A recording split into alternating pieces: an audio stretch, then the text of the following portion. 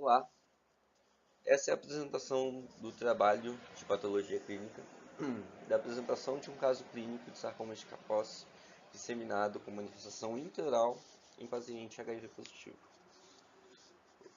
O nome dos representantes do grupo está abaixo, somos a turma A da D 2021. Muito bem, antes de falar do caso clínico, eu quero introduzir a doença. O sarcoma de Kaposi é um tumor de proliferação vascular com origem multifocal. Ele acomete a pele, mucosas e vísceras.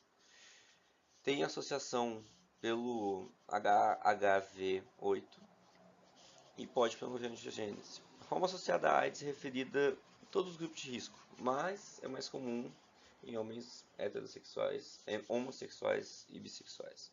O sarcoma de Kaposi é o tumor mais comum em pessoas infectadas pelo HIV.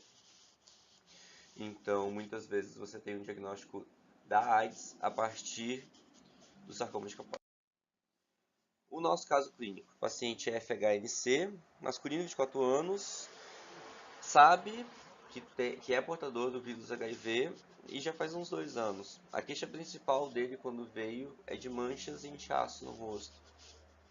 Já apresentava emagrecimento, síndrome consumptiva, lesões hipercrômicas violáceas no tronco, membros, palato e face. Tinha edema, linfedema e crescimento progressivo aproximadamente 8 meses. O paciente foi encaminhado então ao serviço de odontologia, ele estava apresentando múltiplas lesões, dá para ver aqui na imagem todas as lesões, lesões mais eritematoviláceas e placas pela cavidade oral.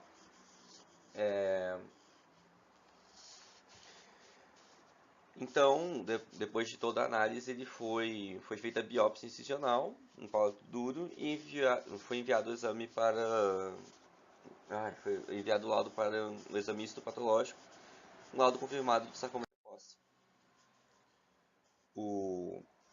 Aqui temos a análise histopatológica do fragmento da mucosa do paciente, que podemos ver aqui presença de proliferação vascular associada a grande quantidade de células neoplásicas, as vários pontos vários pontos vermelhos mais roseados que são o extravasamento de hemácias. Também foi feita a biópsia incisional em pele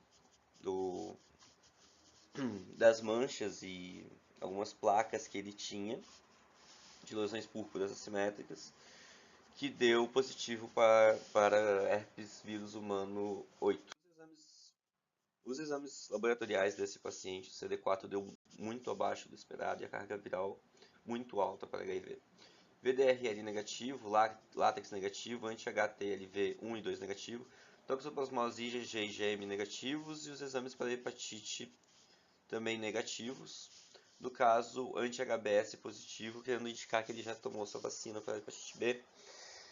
Na endoscopia digestiva alta, encontraram lesões sugestivas de sarcoma de Kaposi em esôfago, estômago e duodeno, não apenas lesões na pele, lembrando que o sarcoma de Kaposi tem lesões na mucosa sim.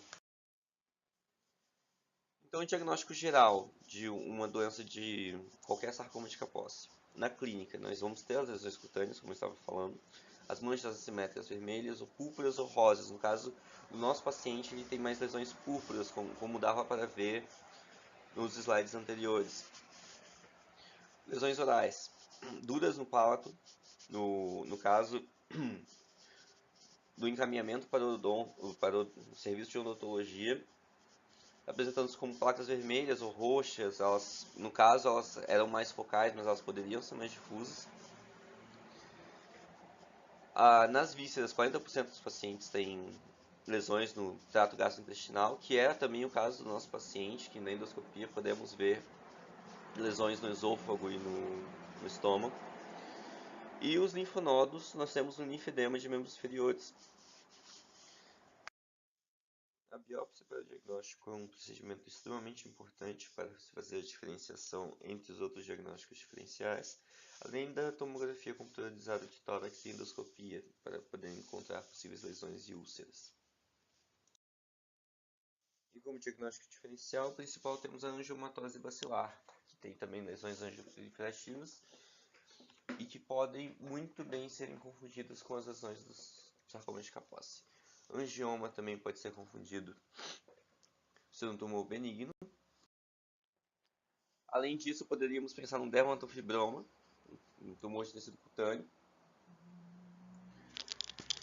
E um linfoma cutâneo também, um tipo de linfoma não Hodgkin, que pode ser tanto de células T quanto de células B. No caso de linfomas de células B, a apresentação vai ser muito semelhante ao sarcoma de Kaposi, porque são nódulos avermelhados, endurecidos, que afetam principalmente a cabeça e o pescoço. Ou no caso, como eu escrevi aqui, porções superiores do tórax e dorso.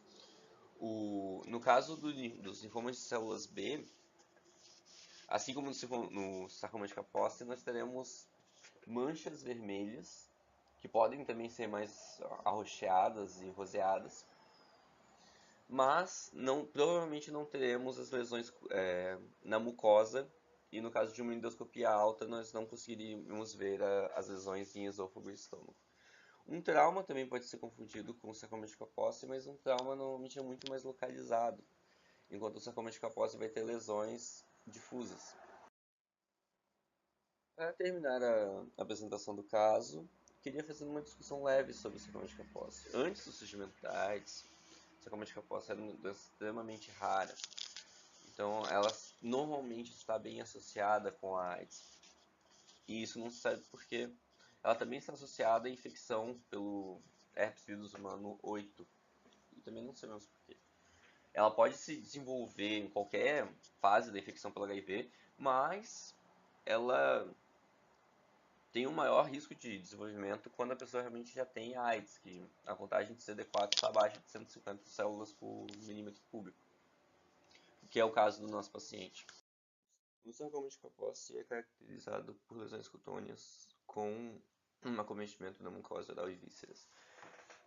O sítio inicial de localização de todos os sarcomas de Kaposi associados ao HIV é na mucosa oral, assim como aconteceu no nosso paciente. A base fundamental para o tratamento de sarcoma, então, é relacionado à AIDS, que é a supressão da replicação do vírus HIV. Essas são as referências bibliográficas do nosso trabalho. Espero que tenham gostado e qualquer dúvida estamos à disposição.